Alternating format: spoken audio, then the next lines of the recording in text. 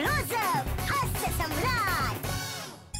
Break नंतर पुन्हा एकदा सगळ्यांचं मनापासून स्वागत आहे तुमच्या आमच्या आवडत्या कार्यक्रमात, ज्याचं नाव आहे क्लोजअप. वा वा वा. तर आजचा कार्यक्रम कुठे आहे बरे, तर पिंपरी चिंचवड महानगरपालिकेत. असं म्हणतात की महाराष्ट्रातली सगळ्यात श्रीमंत नगरपालिका आहे पिंपरी चिंचवड महानगरपालिका. मला असं वाटतं की हसण्यात आणि टाळ्या वाजवण्यात सुद्धा तुम्ही श्रीमंती दाखवाल आणि हे दाखवून द्याल की तुम्ही पिंपरी चिंचवडचे आहात. आता आपले जे पुढचे शेफ येत आहेत ना, त्यांनी जवळजवळ वयाची 60 गाठलेली आहे आणि त्यांना आपण असं म्हणतो मिर्झा एक्सप्रेस, बरं का. तर एक्सप्रेस, एखादी एक्सप्रेस गाडी असते ना, त्याच्यामध्ये कसं पेंट्रीचा डबा असतो, तिथे खायला मस्त मस्त पदार्थ मिळतात. तर त्याच प्रकारचे मस्त मस्त विनोदी पदार्थ घेऊन येत आहेत मिर्झा बेग उर्फ मिर्झा एक्सप्रेस उर्फ विनोदाचा जांगड गुत्ता.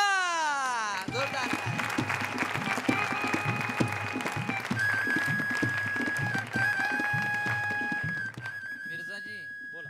तुम्हाला मागे एकदा मी प्रॉपर्टी म्हणून एकदा क्रिकेटची बॅट दिली होती, त्यावेळी तुम्ही खूप उत्तम इम्प्रोव्हायझेशन केलं. क्रिकेट खेळणार नाही, पण मला थोडीशी माहिती आहे त्याच्याबद्दल. वा वा वा.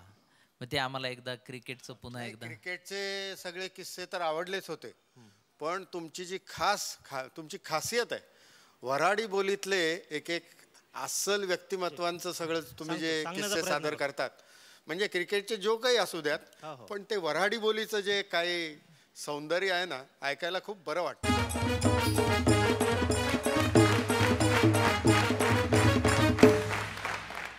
आमच्या गावचा असाच एक माणूस यवतमाळला गेला बस स्टँडवर खेळायचा, बंगाली सदरा आणि पायजामा.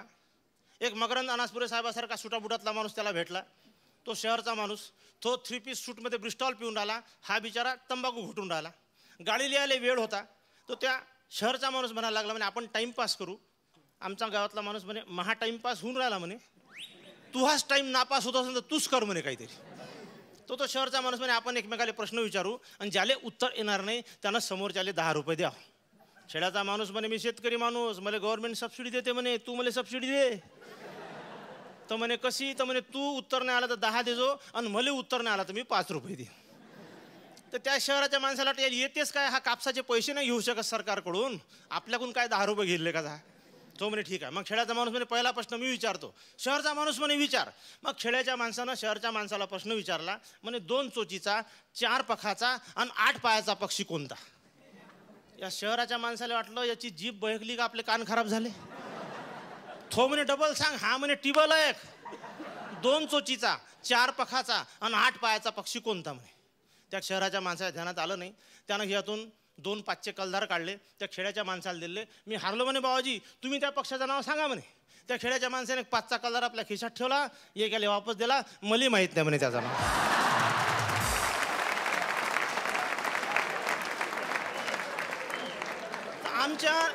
आमच्या नेरमध्ये एकाहून एक कलाकार आहे. पहा तुम्हाला सांगतो, आमच्या इथला एक माणूस त्याच्या बायकोसोबत कोर्टाच्या कामासाठी जिल्हा न्यायालयात गेला यवतमाळला. दिवसभर कोर्टाचं काम केलं, शेवटची लास्ट टाईम हुकली. मग तो आपल्या बायकोसोबत लॉजमध्ये थांबला.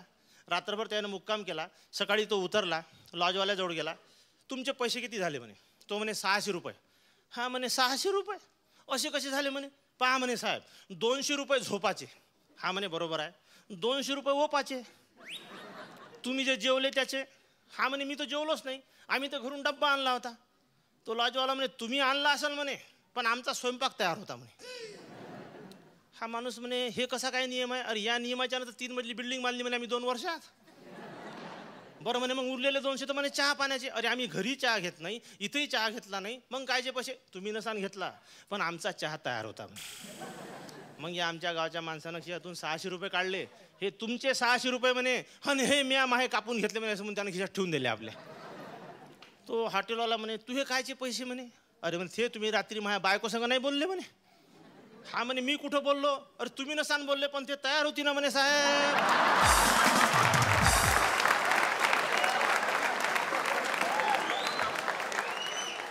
आमच्या गावचा एक माणूस, नेर परसोपंचा माणूस, यवतमाळ सारख्या शहरात गेला, पावसाळ्याचे दिवस, हातात छत्री, एका हॉटेलमध्ये गेला, जनरल हॉलमध्ये नंबर लागला नाही म्हणून कॅबिनमध्ये बसला, चहा घेतली, विसरभोळा होता, छत्री विसरला.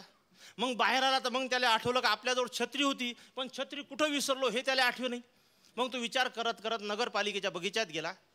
एका सिमेंटच्या बेंचवर एक जोडपं बसून होतं आणि तो तिच्या डोळ्यात पाहून म्हणत होता, म्हणे प्रिये तुझ्या डोळ्यात मले सारं जग दिसते. याले वाटलं भेटली छत्री, याले सारं जगच दिसते, आपली छत्री दिसतच त्याने. हा त्या माणसापाशी गेला, त्याच्या पाठीवर त्यानं ठकठक केलं, म्हणे साहेब तुम्हाला आता सारं जगत दिसते म्हणे, मग छत्री कुठं दिसते का पहा बरं म्हणे. पांढऱ्या रंगाची मूठ आहे म्हणे, काळ्या रंगाचं कापड आहे म्हणे. तो पुरुष त्या बाईले म्हणायला लागला का मी तुला पहिलेच सांगितलं का हा सीन इनडोअर शूटिंगचा आहे, आउटडोअर शूटिंगचा नाही. आपण कोणातरी हॉटेलात जाऊ. मग ते गेले हॉटेलात, हाही गेला धावत धावत आणि त्याच हॉटेलात. यानं ते कॅबिनचा पडदा दूर केला तर ते जोडपं आतमध्ये बसून होतं आणि त्याचा जो अनकम्प्लीट राहिलेला सीन होता तो कंटिन्यू सुरू होता पुढे.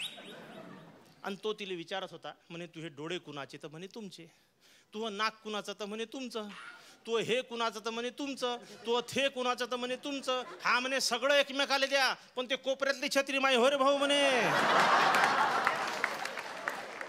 तर राहिला प्रश्न क्रिकेटचा.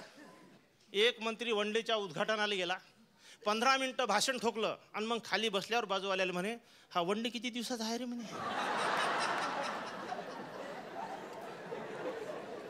एक डाव तर लोकसभा विरुद्ध राज्यसभा मॅच सुरू होती. एक मंत्री बॅटिंग करून राहिले आणि एका खासदारानं चेंडू टाकला. एम्पायर म्हणे नो बॉल. मंत्र्यानं बॅट हनुमानाच्या गदेसारखी खांद्यावर घेतली आणि बॅक टू पॅव्हेलियन. एका फिल्डरनं विचारलं काही शंका. मंत्री म्हणे शंका म्हणजे काय, तू काय लघु शंका समजतं का म्हणे. अबे दीर्घ शंका आहे. तो म्हणते म्हणे का नो बॉल, आता चेंडूच नाही त्या का दगडासंग खेळता का म्हणे. अरे मागं काही क्रिकेट प्लेयर खराब खेळले, मग त्याला म्हणजे टीममधून काढलं. एक होता अझरुद्दीन, मग याला टीममधून काढलं. हा घराच्या बाहेर निघे नाही.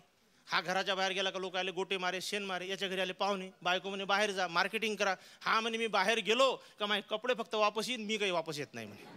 मग बायको म्हणे माझ्या लग्नाचा बुरखा शिल्लक आहे म्हणे, ते तुम्ही घाला म्हणे, तुम्हाला कोणी ओळखत नाही. मग आता अर्जंट होतो, यानं ते बुरखा घातला, हातात झोरा घेतला, मार्केटिंग केलं. याला कोणी ओळखलं नाही. याला वाटतं आपली बायको हुशार आहे. मग असा म्हणून हा परतला. तर दुसरीकडून एक दुसरा बुरखा आला. याच्याजवळ आल्यावर तो म्हणे कसं काय म्हणे अझरुद्दीन. हा म्हणे बाई तुझे डोळे होय का एक्सरे मशीन होय म्हणे. तो आम्हाला कसं ओळखलं तर त्या बुरख्यानं आपला पडदावर केला, मी नयन मुंग्या होय म्हणे भाऊ. ओ एका शाळा तपास आले, एक इन्स्पेक्टर आला, एका वर्गात गेला, एका पोराला प्रश्न विचारला, दे म्हणे उत्तर. आता पोरगा अभ्यास करून आलो नव्हतं का काय माहीत, त्याला उत्तर काही देता आलं नाही. साहेब म्हणे तुले म्हणे मी आजपासून शाळेतून काढून टाकीन म्हणे. पोरगा म्हणे मले आणि विनाकारण. साहेब म्हणे मी काही खरा विद्यार्थी होय का म्हणे. खरा विद्यार्थी जो आहे म्हणे विजय, तो घरी मॅच पाहून राहिला म्हणे, मी त्या जागा आलो म्हणे आज. साहेबाला नवल वाटलं का पोट्ट बदललं, अच्या जागी ब आला आणि याले माहीत नाही. त्यानं मास्तरले बोलावलं, म्हणे सस्पेंड. मास्तर म्हणे मी आणि विनाकारण. अरे मी काय खरा मास्तर होय का म्हणे. साहेब खरा मास्तर तर घरी मॅच पाहून राहिला म्हणे. मग साहेबाला एकदम झेंडूच दाटून आला. साहेब गेला हेडमास्तर पाशी, म्हणे डिसमिस. हेडमास्तर म्हणे मी आणि विनाकारण. अरे मी काय खरा हेडमास्तर नाही म्हणे, खरा हेडमास्तर तर घरी मॅच पाहून राहिला म्हणे. साहेब म्हणे बरं झालं म्हणे, खरा साहेब शाळा तपासायला नाही आला, तो मॅच पाहायला गेला आणि मी त्या जागेवर आलो.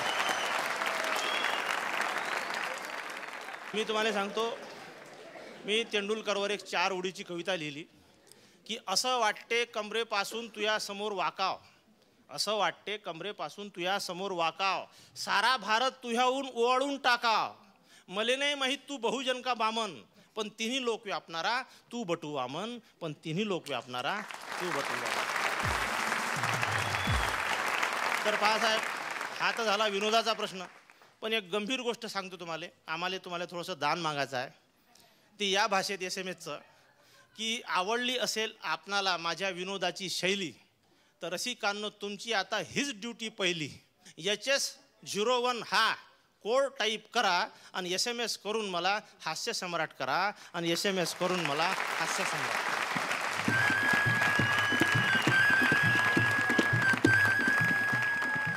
कुठेही जाऊ नका. मी असा गेलो आणि असा आलो एका नवीन परफॉर्मन्सला घेऊन, एका नवीन सादरीकरणाबरोबरच घेऊया एक छोटीशी हास्य विश्रांती.